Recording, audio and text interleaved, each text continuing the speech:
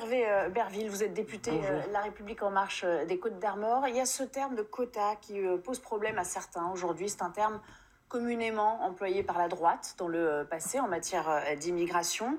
Elle n'est pas d'ailleurs approuvée, cette formulation, par tous les ministres, à commencer par Nicole Belloubet, qui émettait quelques réserves. Est-ce que c'est une erreur sémantique ou est-ce que c'est un virage à droite assumé de la part de l'exécutif ? Au-delà des mots, il y a les actes. Déjà, il y a un certain nombre de fantasmes, de mythes et peut-être d'idées préconçues qu'on a sur la question des quotas ou d'objectifs précis. Nous, ce que l'on fait avec ces objectifs précis, c'est pas les quotas comme pouvait le penser, comme le pense la droite ou voire l'extrême droite. Nous, ce qu'on dit, c'est déjà, ce ne sont pas des objectifs par nationalité, par zone géographique, ce sont des objectifs plus ou moins fixe et qu'on renouvellera chaque année en fonction d'une liste de métiers. Donc il n'y a pas du tout de volonté de réduire ou d'augmenter la migration dans telle ou telle zone ou par nationalité. Donc c'est vraiment un objectif qui est différent. Par contre, on assume d'avoir déjà ce travail interministériel, d'avoir cette stratégie globale et dans cette stratégie globale, de nous fixer des objectifs. Je pense que quand vous êtes à la tête d'un État, comme le président de la République, à la tête d'un gouvernement, et quand vous êtes dans la majorité ou au sein de l'Assemblée nationale, vous devez dire à vos concitoyens quels sont les objectifs et quels sont les moyens que vous en donnez. C'est ce qu'on fait avec cette stratégie globale et c'est comme ça qu'on veut avancer. Néanmoins, quand même, on sait que ça va être débattu à l'Assemblée nationale. Ça risque de provoquer quelques tiraillements sur l'aile gauche de la majorité. On sait que c'est pas la première fois que ça arrive. Il n'y a pas un risque à terme que tout cela finisse par imploser ?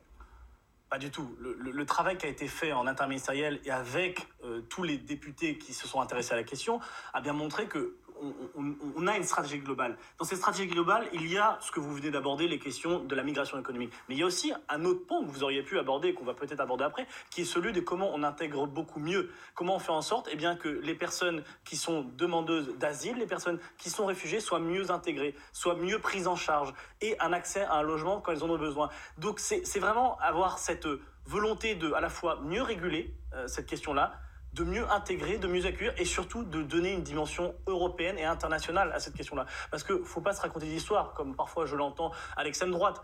C'est par la coopération, c'est par la dimension européenne et la dimension internationale, et moi je suis beaucoup les questions d'aide publique au développement, que l'on pourra régler et vraiment résoudre les problèmes et les questions que se posent nos concitoyens. Concernant l'accès aux soins, la réduction, l'application de délai de carence et la réduction aussi de l'accès à la protection médicale, là aussi ça pose problème au monde associatif. On parle de valeur d'humanisme, mais à côté de ça, les associations nous disent ça n'entraîne pas un coût supplémentaire et les abus, ils sont à la marge. Alors est-ce que ça ne va pas un petit peu à contresens de ce que vous essayez de prôner aujourd'hui ? Non, parce qu'il faut regarder avec les deux yeux, bien ouverts. Je peux entendre ce que disent un certain nombre d'associations. Ce que l'on a voulu faire avec la PUMA, qui est la protection universelle maladie, c'est d'aligner en fait le droit des demandeurs d'asile sur celui des Français. Quand vous revenez de l'étranger, vous avez un délai de carence de 3 mois. C'est la simple chose que nous faisons ici, c'est d'aligner ce droit-là. Ça ne remet pas en cause l'aide médicale d'État. Aide médicale d'État remis en cause par un certain nombre de personnes.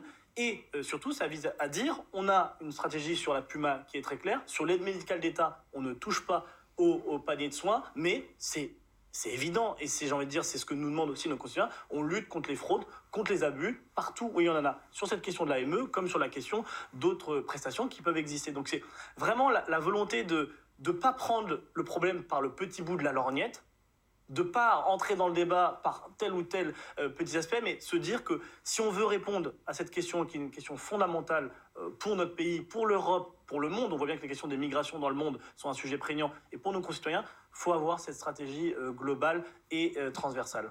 La loi Asile-Immigration, elle a à peine 1 an. Elle aurait pu être autosuffisante. Pourquoi revenir dans le détail ? Il y a des mesures, c'est un principe de réalité, c'est-à-dire qu'il y a des choses qui ont changé. Non, mais vous avez raison. On n'a pas forcément abordé toutes les questions dans la loi Asile-Immigration.